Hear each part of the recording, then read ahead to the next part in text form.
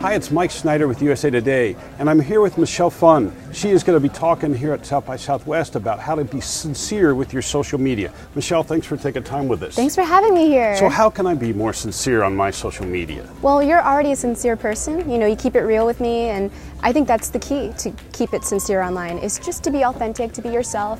I know people think that when the camera turns on, they have to put on a face or put on a personality, but people love sincerity. They love authenticity. They love someone that they can really relate to. And so I always tell people, just be yourself. They'll accept you, and if they don't like you, who cares? You're going to have other people who will like you for who you are. Are there certain networks that you should be on to get across certain things about yourself? You know, I always tell people, dip your toes in the water before you jump in. And so if you're a writer, try out Twitter. If you're a photographer, try Instagram. If you love video and you love making content, try YouTube. I mean, there's so many different platforms where your content can live on, and just tweaking it a little here and there and seeing what is really sticking with your audience. If people aren't familiar with you, tell them a few of the things you do on YouTube. I know you do makeup, you do ways to de-stress yourself, things like that. Talk a bit about that. Well, I've been doing YouTube for a while. I would say around 8 years. This year would be 8 years being on YouTube.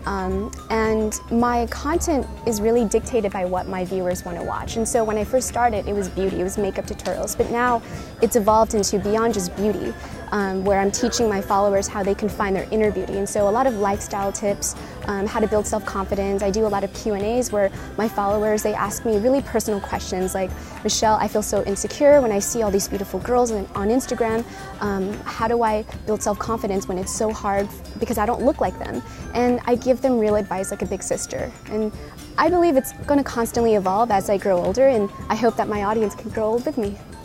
What's the most popular question you get from people? And what is their biggest concern, you think? It's different every year because my audience are growing, and also I'm getting a new demographic too, and so I'm getting younger demographics, and of course my demographic who are the same age as me, they're always asking different questions. But as of lately, I've been getting a lot of questions on how do I become successful online? How do I build my business? I want to be just like you, Michelle. I want to be able to be in control of my own destiny.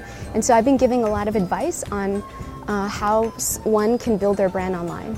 Well, and you have a book out, which basically you kind of begun to take that whole message and give it to people, right? Yes. I'm a huge believer in sharing and passing down knowledge, because that's the greatest legacy you can ever leave behind, is to pass on that torch and to give that light, that knowledge to the young generation, the next generation, so they can carry on that torch. And I decided to write a book, and a lot of people thought, wow, that's so backwards because you're so digital. However, I think there's something really beautiful and tangible about holding a book and knowing that these pages are filled with words that are coming from me. And the book did really well. I wasn't expecting it to do well, but it did really well, and they really resonated with the book. Well, thanks for bringing your advice and knowledge to South by Southwest here in Austin and to USA Today.